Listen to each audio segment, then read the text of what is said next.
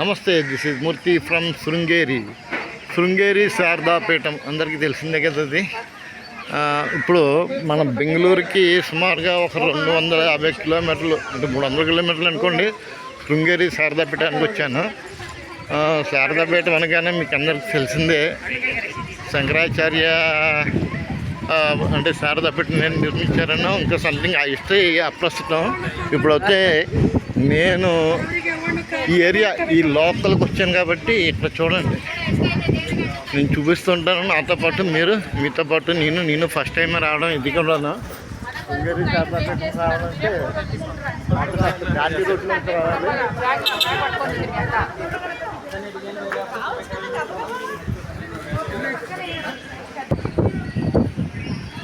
ఇదిగోండి, శ్రీ శ్రీ శ్రీ జగద్గురు శంకరాచార్య మహాసంస్థానం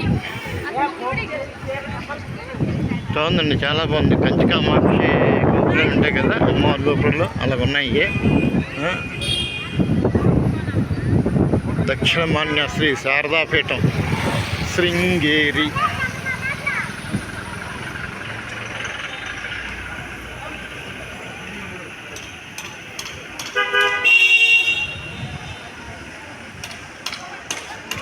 ఆలయ గోపురం మాత్రం చాలా భారీగా ఉంది.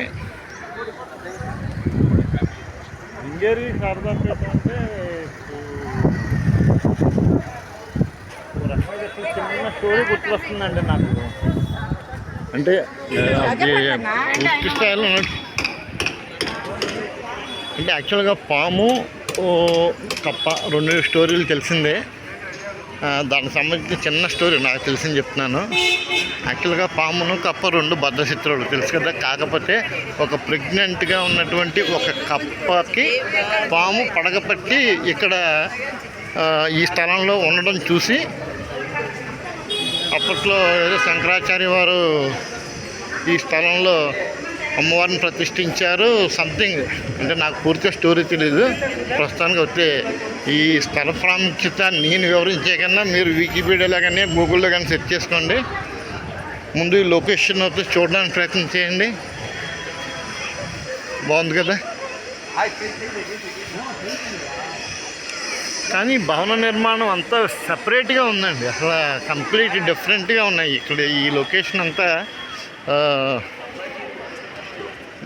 మిగిలిన వీడియోలో చెప్పినట్టుగానే ఇక్కడ కూడాను ఒక ఆలయం అనగానే ఒక గోపురానికి రకరకాల స్టాచ్యూలు ఇవన్నీ ఎక్కడ కనబడ్డాలా. అంటే ఈ గోపురం మీద కూడా చూడండి, ఎక్కడ కొన్ని మాత్రం ఉన్నాయి. ఇది కూడా రేకుల షెడ్యూల్లాగా అనిపిస్తున్నాయి అన్నమాట.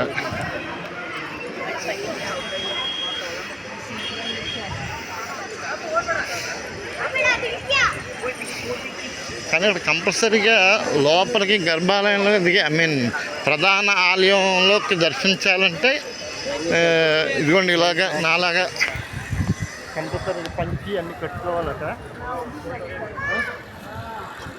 నేను ఒక ట్రెడిషనల్ డ్రెస్తో వచ్చాను. ఇక్కడ లైవ్లో ఎలిఫెంట్లు కూడా పెట్టారు. మరి దీని ఆంతర్యం ఏమిటో నాకైతే తెలియదు.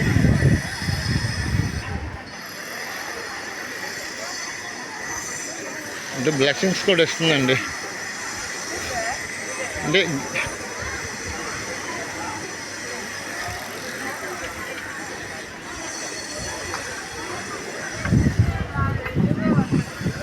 ఎలిఫెంట్లతో బ్లెస్సింగ్స్ అన్నమాట.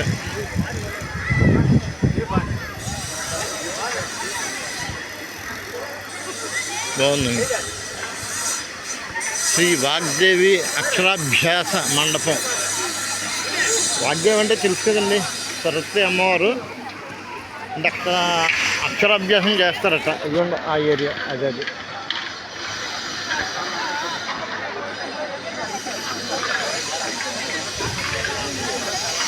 ప్రాంగణం వచ్చి చాలా అద్భుతంగా ఉందండి. ఇది మెయిన్ ప్రధాన ఆలయం, పురాతన ఆలయం. కొన్ని వందల సంవత్సరాల క్రితం నిర్మించిందట. ఇప్పుడు నూతన నిర్మాణాలు చేపడుతున్నారు.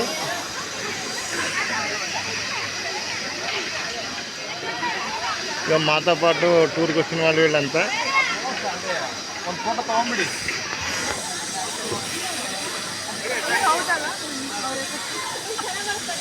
सर एक ग्रुप फोटो ले लेंगे सर आइए आइए ఓకే ఓకే ఓకే ఇదే మా గ్రూప్ ఫోటో మాతో పాటు జర్నీ చేసిన వాళ్ళు వీళ్ళంతా వాళ్ళతో పాటు నేను కూడా okay right right right right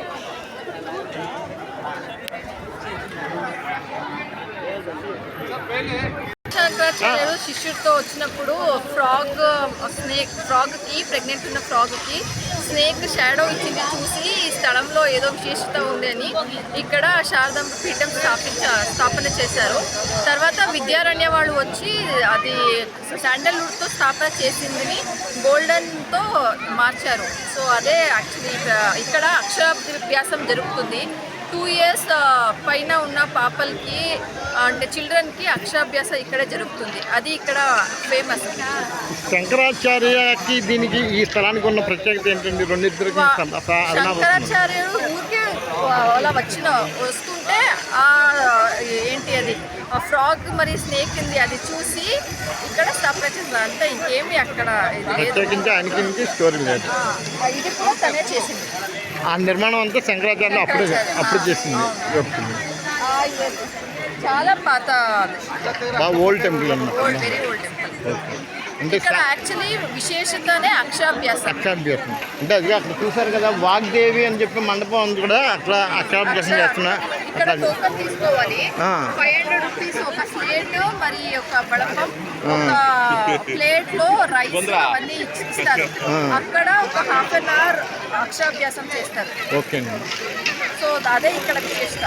అదండి ప్రత్యేకించి సరస్వతి అమ్మవారికి ప్రసిద్ధి కాబట్టి ఇక్కడ అంటే వాగ్దేవి శారదాపేట శారదా వాగ్దేవి సరస్వతి అందరూ పర్యాయపదాలు వేరున్నా అమ్మవారు అక్కడే అక్కడ అంటే చిన్నపిల్లలకి అక్షరాభ్యాసం చేయడానికి ఈ ఏరియా చాలా చాలా సుప్రసిద్ధం అండి. రకంగా చెప్పండి చూస్తున్నారు కదా చాలామంది మొత్తం వేల కొలది చిన్న చిన్న పిల్లలతో ఇక్కడికి వచ్చారు. ముఖ్యంగా అక్షరాభ్యాసం చేయాలనుకున్న వాళ్ళందరూ ఇక్కడ మాత్రం వారి వారి ఆకాంక్షను నెరవేర్చుకుంటున్నారు.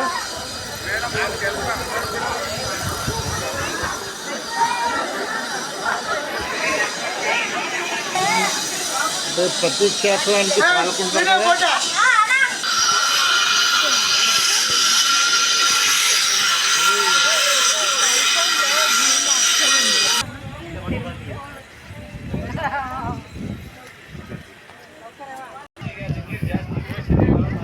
నిర్మాణం అయితే చాలా వందల సంవత్సరాల క్రితం నడుతుందండి.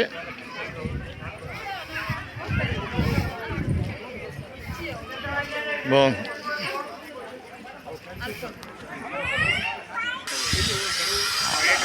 ఇదిగోండి రివర్ చూస్తున్నారు కదా ఇది తుంగా నది అటండి. తుంగా అంటే హర్నాడు దగ్గర భద్రా నది ఉంది.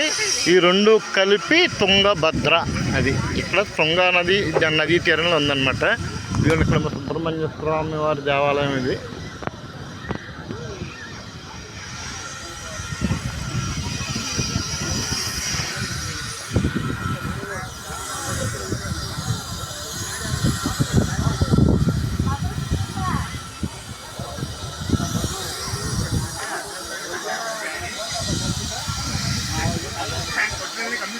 అక్షరాభ్యాసం చేసినట్టున్నారు ఇప్పుడే పలక బలపం.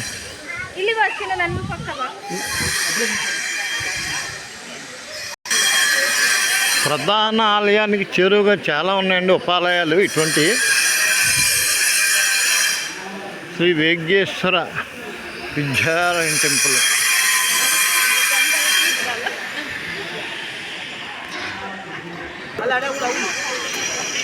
శ్రీ శ్రీ శ్రీ శారదాంబ ప్రధాన ఆలయం అండి ఇదొకటి.